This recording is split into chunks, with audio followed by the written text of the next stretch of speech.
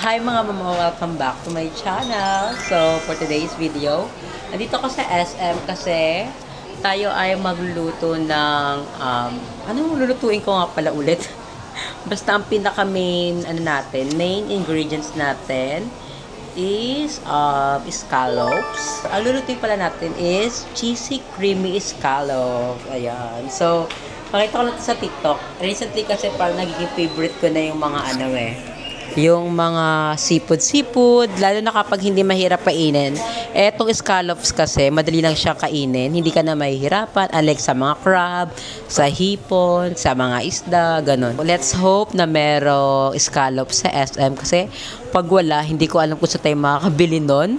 Siguro pag wala dito sa SM, baka magpabili na ako sa ate ko sa palengke, ganun. Nagtry ako sa Pure Gold nakaraan, pero wala. Sabi wala daw. Meron tayong coffee here. Ang coffee ko is white chocolate mocha dito sa may But First Coffee. Ito yung go-to coffee shop ko every time nandito ako sa may SM kasi yung mga andito, ang tawag doon, yung mga barista is close ko na sila. And by the way, pagpasensyahan nyo yung mukha ko kung parang ang plain ko kasi naghilamos lang ako, nag-toothbrush, hindi na ako naglagay ng skincare kasi umalis ako sa bahay kanina. 8 na. 8:33 na ngayon. Sabi ko, wala. Di na ito yung time para mag-skincare kasi matagal ako mag-asikaso. Legit, mga mama.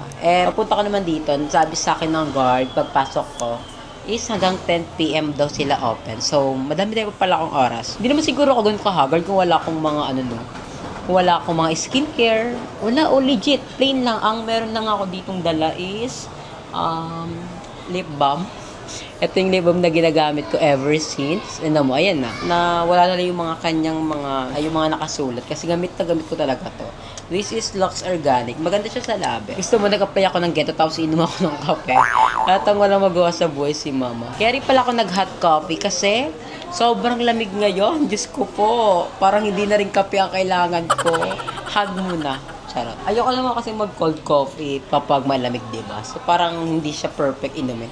Ako naman, mahilig din naman ako sa mga hot coffee. Lalo na kapag mga trusty ko talaga yung mga kape na binibilhan ko. Ang init. Putragis. Ang OA sa init. So, update ko na lang kayo kapag nasa SM department na tayo. Ay, SM department ba yun? SM supermarket pala, I mean. Enjoy ko muna yung aking coffee and then update ko na lang kayo later. So, bilit tayo ng inoki.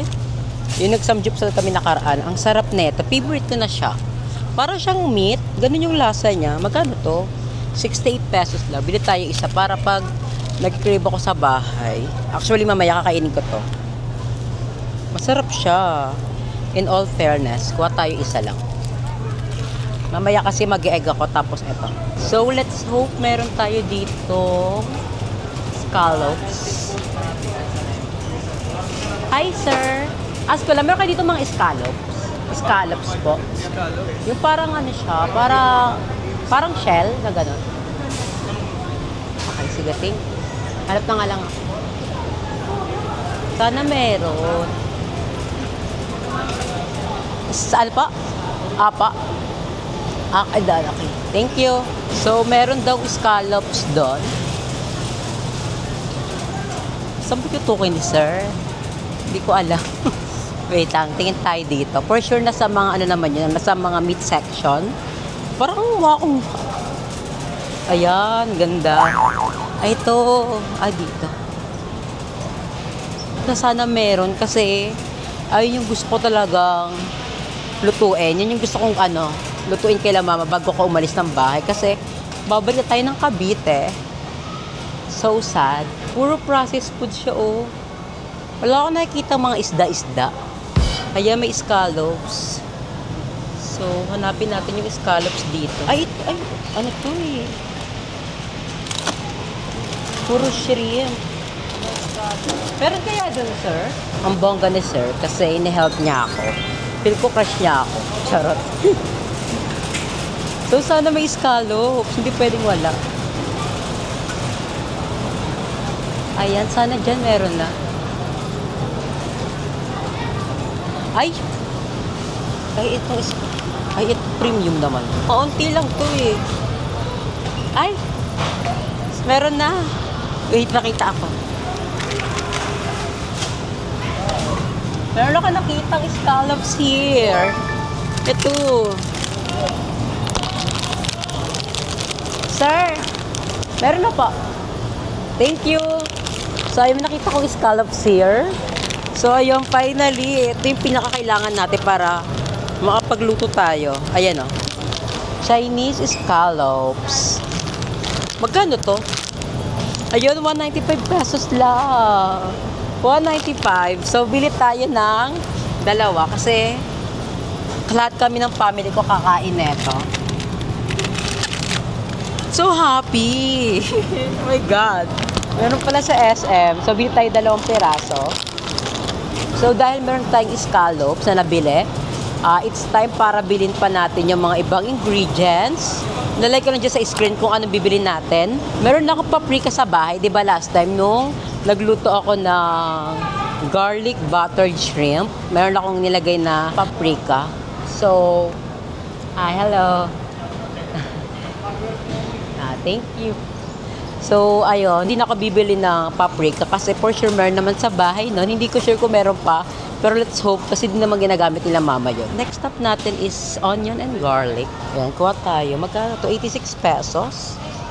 Ay, 47 lang. Ito, 47 pesos for this one. So, bilhin na natin to. Next natin is onion. 68 pesos. Ay, 67 na din. For this one. Get na rin natin to. Next natin is, tawag na ito, quick melt. Actually, may nakita agad akong quick melt. So, masarap ba ang quick melt? Kasi never pa ako nakatikim yan. Ay, nakatikim na ako pero hindi ko alam yung lasa na. Mahal kasi ito eh. Ayan, meron silang tag 93 pesos. So, ganito lang. Okay na to? Magandang box naman. Kasi itong box parang gamit na siya. Parang dami yung pinagdaan. So, kung natin na sa gitna. Ayan.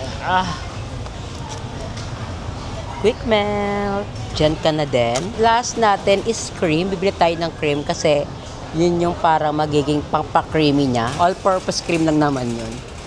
Uy, parang masarap to. Namiss ko lasa na ito. Ayan, masarap to eh. Aloe vera drink. Kaso 194 pesos. Next time ka na lang ba? Ang mahal mo pala. Ay, sir, sa po yung mga cream nyo po? Apo. All-purpose cream, ganun po.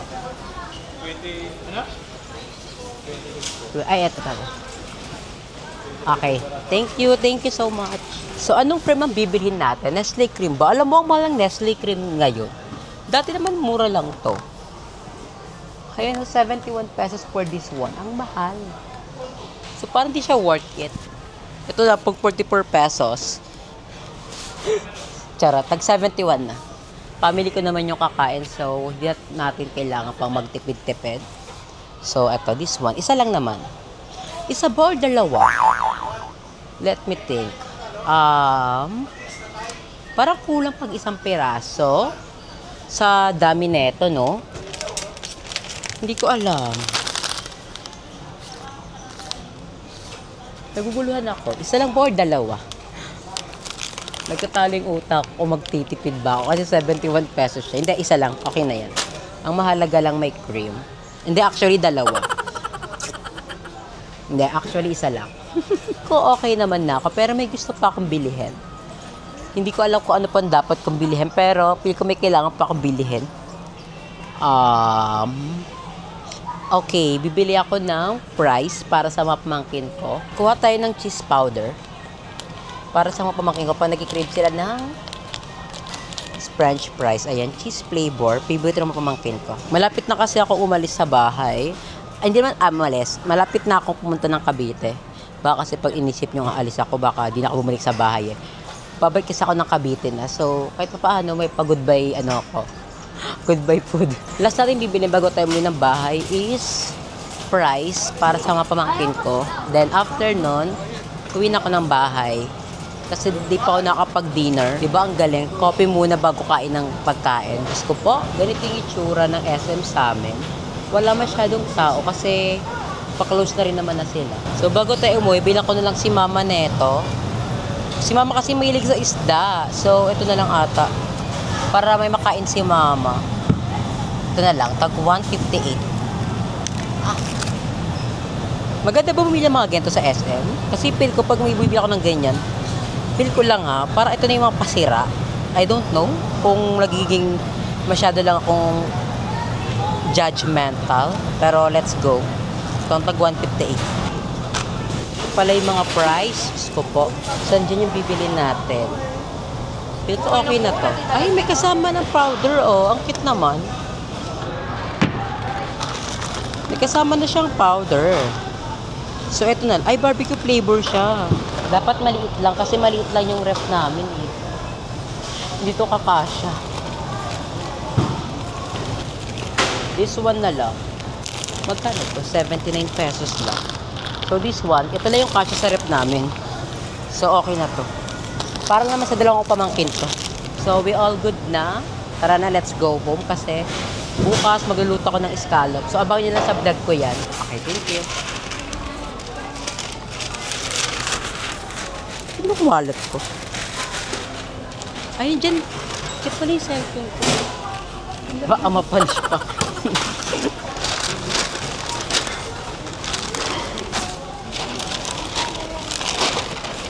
Hindi kaya ito mag-open?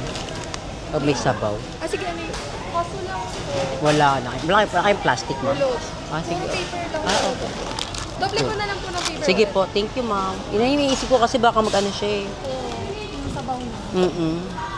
Thank you. Magkano po? 9.90. Ito. May advantage card. Wala po.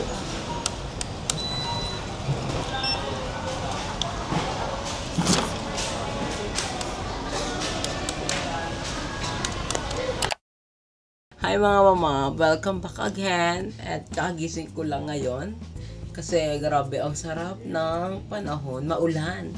So, natamad ako kumilos. Ang agenda ko pa naman ngayon, magluluto ako ng scallops. So, wala.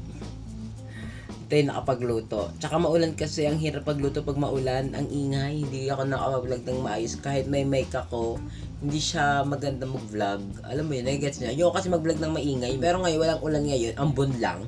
Tapos mamaya, uulan na naman. Diyos ko po. Kaya sa mga kababayan natin dyan, especially yung mga nasa Metro Manila, kasi ang lakas doon ng ulan dito ngayon.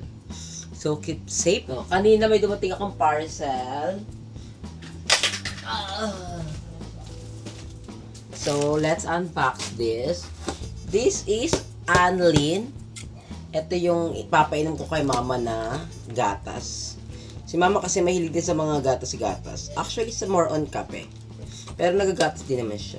Comment nyo nga doon below kung maganda ba sa mga nanay ang Anlin. Or kailangan ba talaga ng recommendation ng doktor. Kasi si mama matanda na. So, ang maganda sa Anlin is para sa bone natin. So, binilan ko si mama. Kasi, syempre, ang maganda naman kay mama kasi wala si mama nararamdaman na sakit.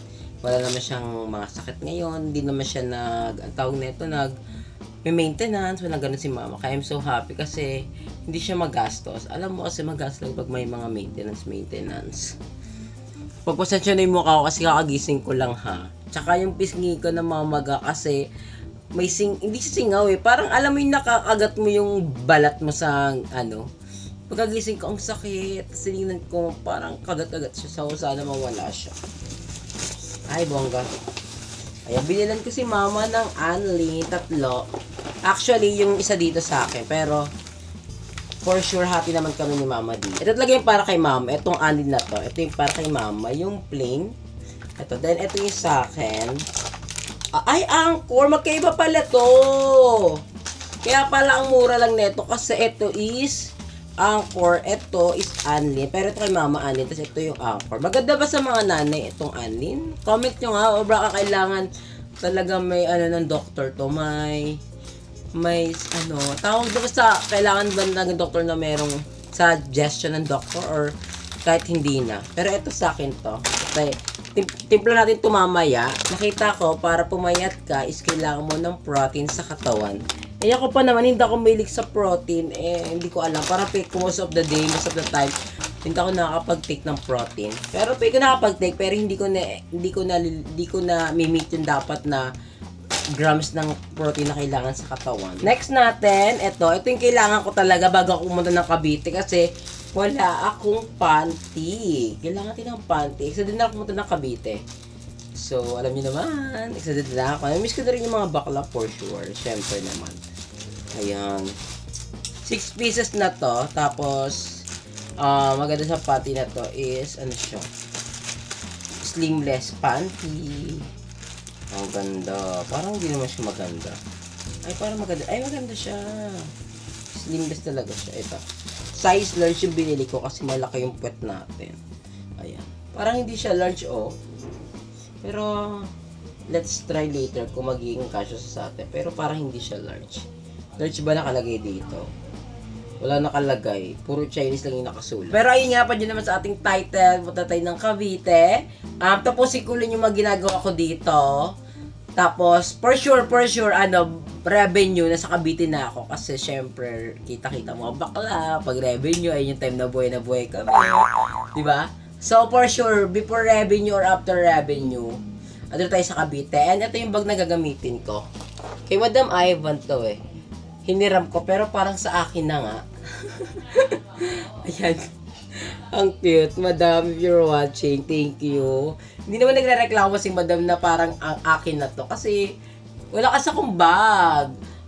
Ang puro bag ko kasi, puro shoulder bag. Wala akong backpack. Kaya, pinapairam sa akin ni Madam to. Kasi ako talaga, pag umuwi ako ng Paranaque, heavy packer kasi ako. So, madami akong binibit-bit dahil kung skincare, mga sabon, supplements ko, sinasabay ko kasi uwi-uwi. So, nangyayari, nagiging madami siya. Bago tapusin ang ating vlog, mag-shoutout muna tayo. Kasi, hindi naman natin tatapusin ang vlog na walang shoutout. Shoutout kay Nico Manaog, kay Dom Angko B, kay Kiano Ad, kay Sean Arada, kay Rachel Dakis, kay Audrey Bacani, kay Floribel Hernandez, kay Rafa Garcia, kay James Aaron, at kay Kuromi. Kung gusto nyo ma-shoutout sa ating next vlog at nakaabot kayo dito, comment #BNT Production. So, yun lang mga ay, hindi. Wag na yun. Jobin back to Cavite. So, yun lang mga thanks for watching and I'll see you na lang sa ating next vlog. Bye! I love you. Grabe ang mukha. Diyos ko po.